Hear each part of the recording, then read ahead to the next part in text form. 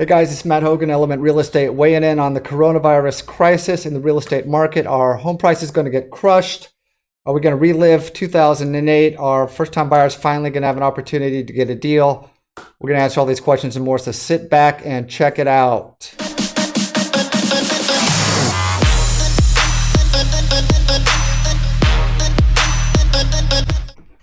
All right, we're going to jump right into it here. So, again, we're talking about real estate market, coronavirus, what's going to happen, what's already happened. Let's dive right into it. Okay, so a lot of people are wondering whether we're going to have a housing crisis like we did during the last recession in 2008. Here's what happened last recession in 2008. S&P was down 51%. Home prices, yeah, they did get crushed between 5 and 10%. Year over year, 2007 to 2009. That was a big housing market crisis, a lot of reduction of prices, a lot of loss of equity. Having said that, you can see that the loss of equity, as gnarly as it was on home prices, was nothing compared to the reduction in basically the S&P 500. But still, people got crushed in 2008, so it's reasonable to ask, is this, what we're going through now, going to be as bad or worse than 2008? The answer is the answer is no, but we're gonna find out why. Before we do so, let's take a look at the previous recession. This is the one that was in 2001-ish, 9/11, dot-com crisis. You can see we had a similar reduction in the S&P 500, a reduction of almost 50%. Having said that, real estate prices were up year over year, and that's not uncommon. The reason prices go up, and you can look to the last 5 recessions on this slide here. When the equity markets are down, stock markets are down, S&P 500 is way down, there's diversification of that investment. And a lot of times people put those dollars into real estate, which is a tangible and more stable asset during those times. So this is why home prices during recessions in general are flat or grow. Again, you can see 2008, big reduction in real estate prices, but that was a mortgage housing crisis triggered recession. So that's kind of the net of what to expect to home prices when you're in a recession. So why are we not going to be like 2008? There's a few reasons. One is that money's cheaper. Mortgage rates are down. It's cheaper to borrow. More borrowing is more stimulus to the economy, more spending. It also helps uphold prices on real estate. We're almost half the interest rate that we were during the last recession in 2008. And with the prime rate going way down, the low interest rates that we're seeing now are expected to continue all the way into 2020 and probably 2021. Another big difference between what's going on now and what happened in 2008 is that homeowners in 2008 or the years leading up to that recession were heavily over leveraged. That basically means that, and you can see in this graph, they were refinancing and taking equity out of their houses, and in many times putting those dollars into depreciating assets, cars, boats, vacations. In the 3 years up and running up to where we are now, and in this recession that we are in, you can see that roughly 1/3 of the amount of money was refinanced out of homes than was in 2008. So people learned their lesson in 2008. They are, by and large, still leaving their money in their houses. And this is significant given that we're at the tail end of a 13-year run, 12-year run on real estate. So prices have gone way up in the past 12 years, yet the amount that's been refinanced out is still really low. So it puts homeowners in a much stronger position to weather a storm, should one come. Another big difference between 2008 and where we are now.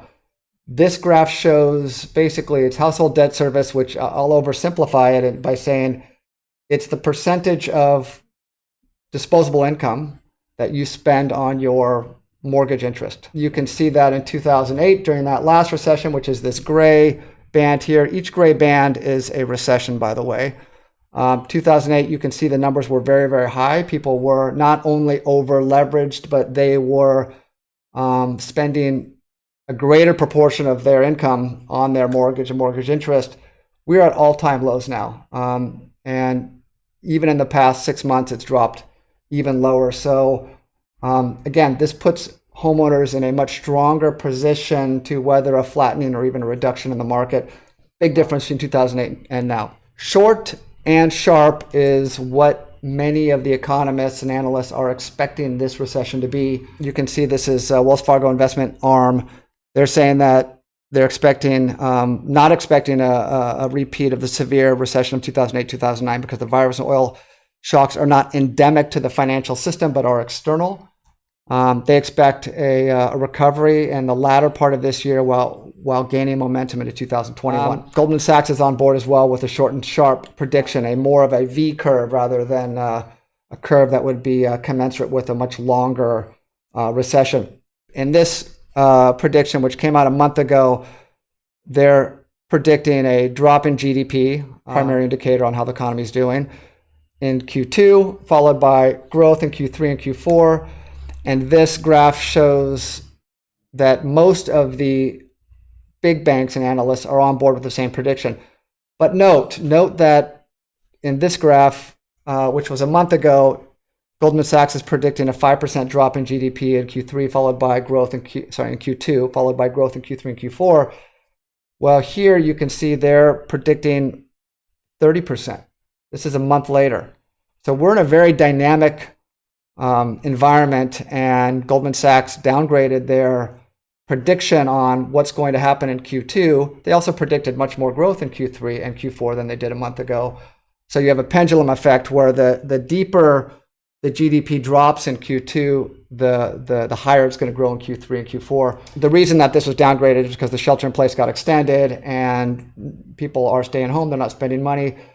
That's going to crush GDP in Q2. So expect poor numbers in the economy at large in Q2. Having said that, I don't see them translating to real estate. Let's talk about the net as it relates to the real estate market. So the short term, lower number of sales. People are still buying and selling, but just less of them. There are sellers that planned on listing this time of the year that aren't listing or are on hold. There are buyers that planned on buying this time of the year but are on hold. It's harder to show homes, especially ones that are owner occupied. It's almost impossible. All of these things are going to impact the volume of sales, and we've seen it in the past month or two. I expect that will continue for the next month or two, and prices will be relatively flat, maybe slightly down, but not much more than that. Midterm, 3 to 6 months. Shelter in place will get lifted. You're going to have all of that pent-up supply and the demand, all of the buyers that have been waiting to buy that are building up, all the sellers that have been waiting to list that are building up. They'll be activated when the shelter in place is lifted, and they'll more or less cancel each other out. Prices will be relatively flat, albeit sales activity should go through the roof.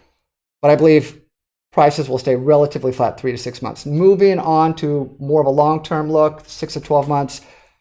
COVID crisis ends, hopefully, knock on wood, and GDP gets back to growth. Housing prices will also get back to growth. That's my prediction. With a caveat here, there is a big wild card. If the SIP shelter in place continues well into the summer, then that will continue to keep prices flat on the housing market, in my opinion. The other wild card is stimulus to small businesses. Something like 60% of the American workforce works for small businesses. Most of these small businesses have less than a couple of months reserves in the bank, which basically means you're a restaurant, you're a hotel, you're any one of these businesses that is getting crushed right now. You can survive for a month or two. After that, you're bankrupt. You're out of business. So it's going to be really key to getting these businesses the funds they need to stay solvent during the time that their businesses are basically shut down. So that's a real wild card. I think we'll be able to nail both of these items, and I think we'll be just fine in the long term. So that's my net. Hope you enjoyed. If you have questions, you know where to reach me. Stay safe and have a good week.